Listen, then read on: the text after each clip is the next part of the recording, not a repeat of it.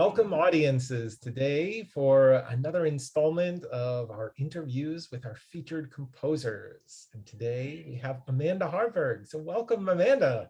Thank you, Thomas. It's great How to are be you, here. how are you today? I'm good. How are you?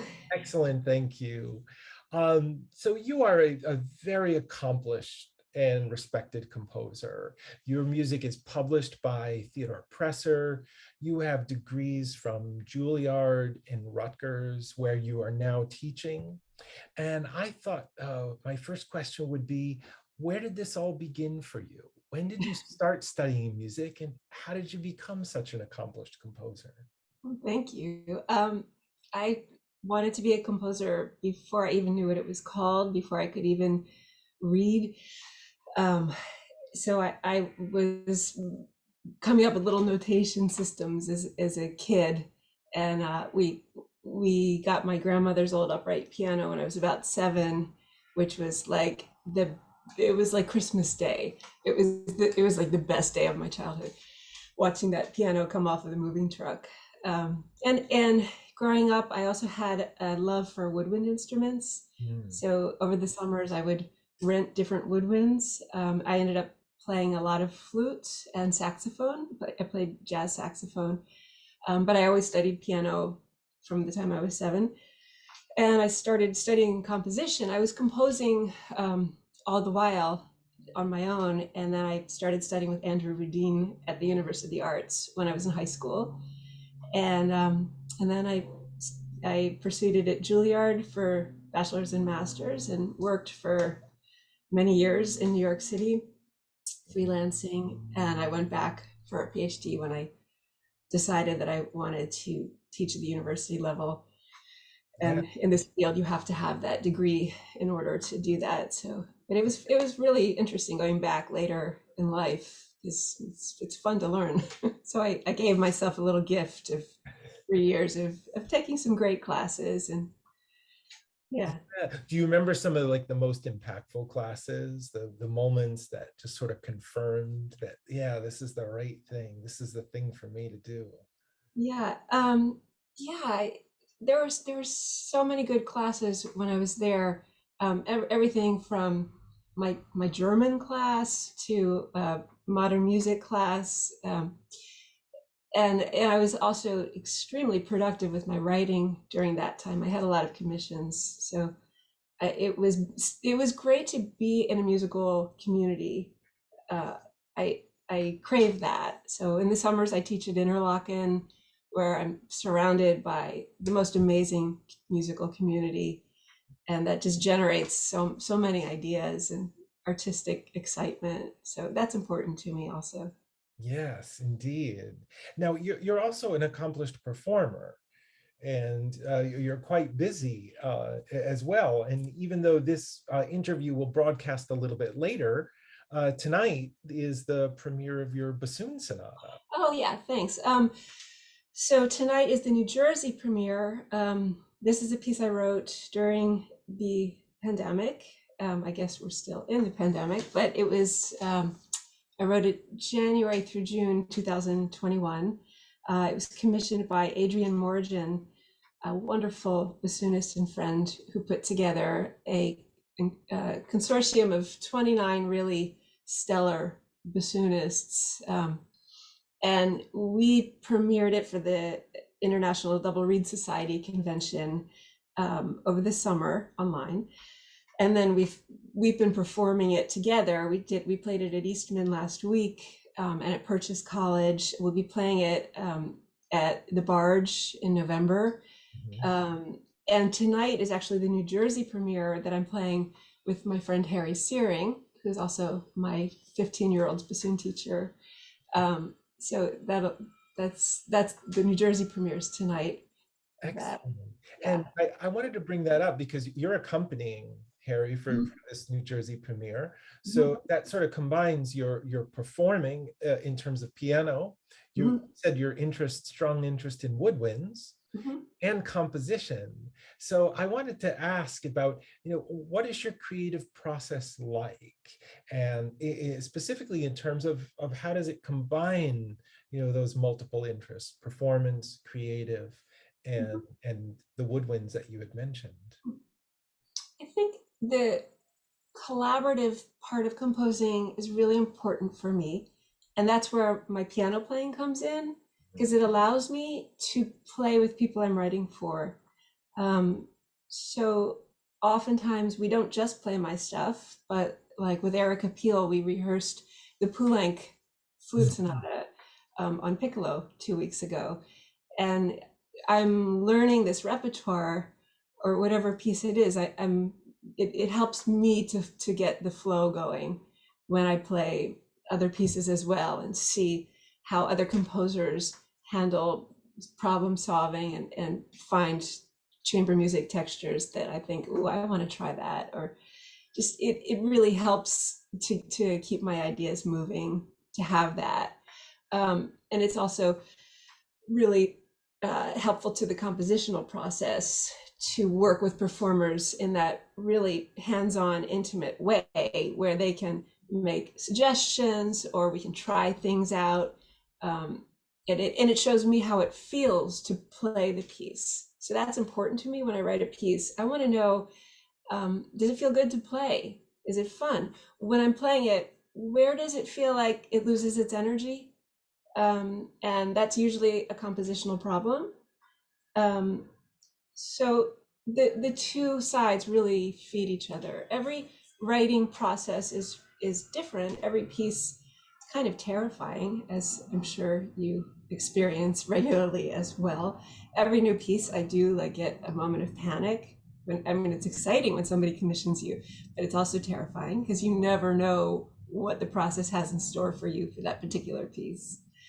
So, for example, the bassoon sonata that I wrote in early 2021, that's a big piece. And I spent 6 months on that piece. It was very hard to write because of everything that collectively we have gone through in this country and around the world, between the travesty and the losses from COVID and the January 6th riots and the election debacle and the George Floyd murder, and just so much unrest happening all around, that while I was productive during the quarantine and during the pandemic, I did write an awful lot of music during that time. But something happened in me around January 2021 where I just couldn't do it anymore. Like, I felt so stuck. I felt like, what can I say that is going to be of any importance right now, given this state that we're in? Yeah, And I got paralyzed by it. I think that's comforting to a lot of people watching this, to just acknowledge how how moved we were by these events and how influential they were on what we do and what it's like to have a sort of creative response or just a moment of reflection that will later inform what we do. So thank you for acknowledging that. I'm curious, do you always work at the piano when you write? Pretty much, yeah. I go for. I usually start out by improvising. I think of composing like a wishing well, where you send your bucket down and you never know what you're going to find. Um, so that, for me, setting my bucket down is when I sit at the piano behind us and start improvising, and I really never know what I'm going to find. Um, and it's when you find something that's compelling and calls you, that wants to to have a form and wants to be expanded. I'm not much of an improviser, but there's a big difference between composing and improvising, I find. With improvising, you're really living in the moment. With composing, you're sort of, I'm a control freak and I like to really have control over all of my materials. So I improvise to find the materials that then I'm going to, chisel and find out what's inside them and what's their potential.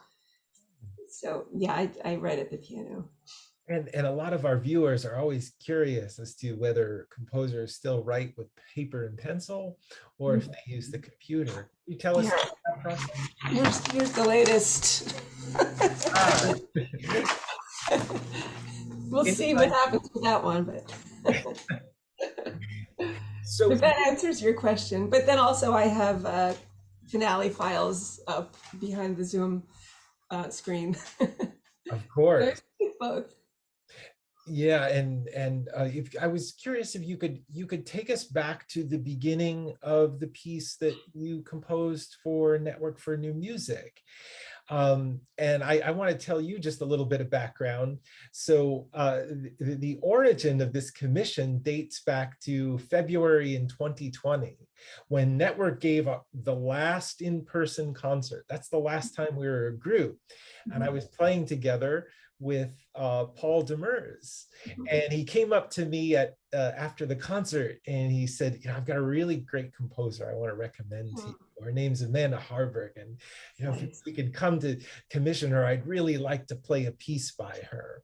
So it all dates back to that moment when Paul gave us that great recommendation. Hey. And then you delivered Tales of Lyra for solo bass clarinet. So I'm wondering, could you take us back to the moment when you started writing that and tell us a little bit about your inspiration and the process? Um, it was last August, or no, 2020, right? Yeah. Uh, and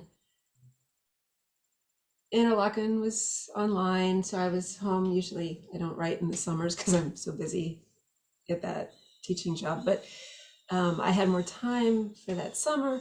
It was August, and I had a lot to write. And then you contacted me, and I love Paul Demers, and I love his playing, and Network for New Music I've known about my whole life, and this was very exciting. So I sort of put aside some other projects and spent the month working on this piece. But um, the first movement, I actually meditated every morning. I had this creativity meditation, and where you visualize a light that starts inside in your heart area and sort of expands throughout your body, and then expands throughout the room, and then expands throughout the as far as you can send it. And I would start with that image for like 10-15 minutes, and then I go to write. And that the combination also, a friend of mine, Daryl Bott, had passed away the May prior to that. And when I wrote a lot of the first movements of Tales of Lyra, it was actually the day of his memorial. So I was thinking a lot. I was feeling sort of soulful and nostalgic and sad. And the first movement was, it came out pretty easily, pretty quickly. And based Um, on what you were saying, I just want to let the listeners know that the description that you give in the score there says singing introspective and slow. So I think that suits it rather well. Thanks. Please go on, tell us more. Um, so I was thinking about, um, so while that was in what was going on in my life when I was writing the piece, the inspiration behind it really is about the tale of Orpheus and the lyre of Orpheus, and how Orpheus was charming everybody with his lyre. He had the first lyre that had ever been invented, and he fell in love with Eurydice, but he lost her to the underworld when she was bit by a snake, and he went back to rescue her, to retrieve her. He charmed Hades into the underworld, and Hades allowed Orpheus to go seek Eurydice, but um, under the condition that she not look at him, and she looked at him, so he lost her forever. So then he went back to the living, where he was sort of aimlessly wandering and playing his lyre and singing, and but really sort of heartbroken. And um, he was murdered by the Argonauts, the women who were so angry that he wouldn't marry any of them. and they ripped his body apart and they threw it in the ocean along with his lyre.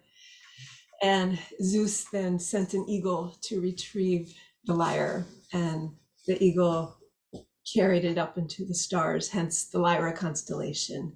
Yeah. So And for the benefit of our viewers, again, the first movement is called Eagle's Ascent.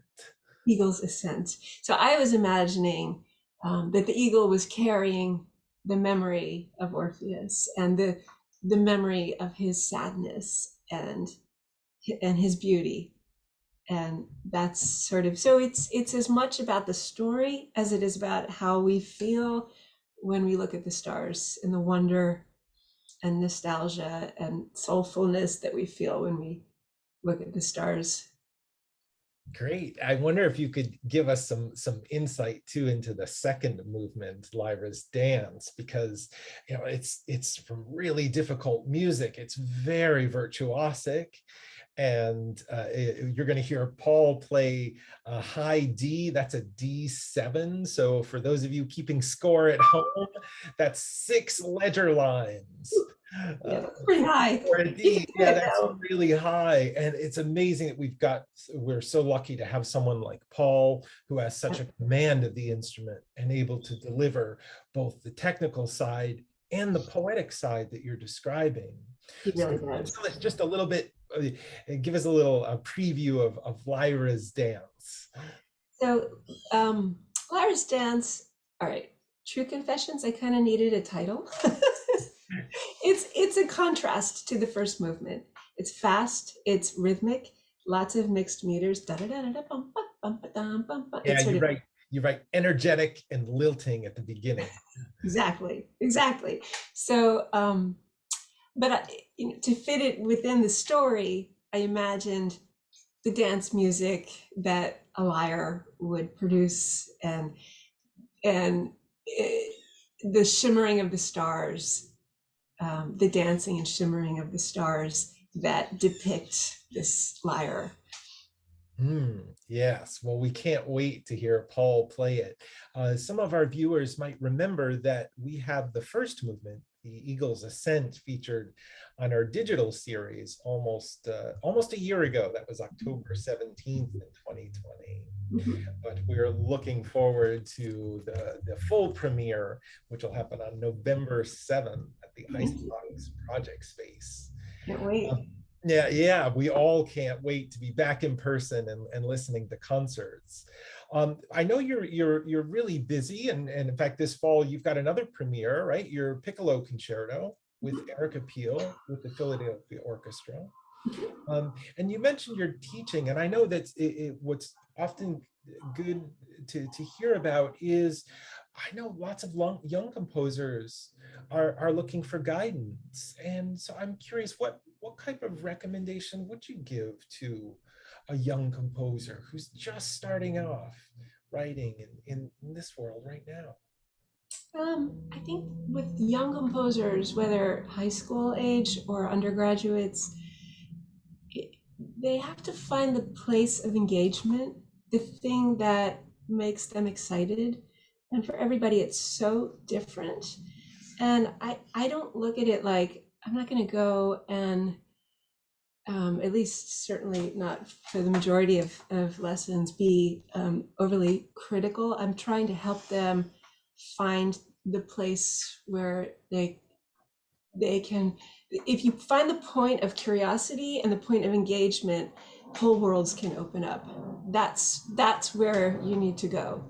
And a lot of young composers, it's a very difficult field, and they're judgmental, self-judgmental, self-critical. They're in a competitive atmosphere in conservatories a lot of the time, and it can be paralyzing. I'm a very nurturing teacher, and I look at students holistically. Um, I want them to be strong, happy, contributing people. So once that's sort of always number one. But and then after that, once they engage with the material, then we use that to look at the building blocks of composing. We use that to look at the form and the counterpoint and handling of harmony, how they choose their notes, melodic construction, how they realize their ideas, with as much, helping them for each piece. It's very hands-on learning, so each piece is a new lesson, and Mm. depending on the nature of the ideas, on the instrumentation. My students all have graduation recitals, and so over the 4 years, they're working toward the fourth year graduation recital. So I like to have them really develop a contrasting, eclectic body of work that really shows many different sides of themselves. Also, one other thing is that when they're in school, it's such an opportunity to be surrounded by community, and these are, it's important for them to not just think about their own opportunities, but also opportunities of their colleagues. And the more success that our colleagues have, the more it benefits the whole ecosystem that we all are working in. And we're all just so connected. So Yeah. it's also sort of part of what we talk about. I think that's really great advice, especially now, as we start to come together again. Yeah, And I we have think an opportunity. we do, and I think let's not miss that opportunity. And I think certainly the integrity and craft that you put into your music is evident and will be evident at the premieres of all your pieces. Thank you. So I do want to invite everyone to join us. And I wanted to thank you for joining me today. So please, everyone, join us on Sunday, November 7th at the Icebox Project Space at 3 p.m. to hear the premiere of Amanda Harberg's Tales of Lyra for solo bass clarinet, played by Paul Demers. So thank you so much, Amanda. Thank you so much, Thomas. This is really fun. It's great to talk with you.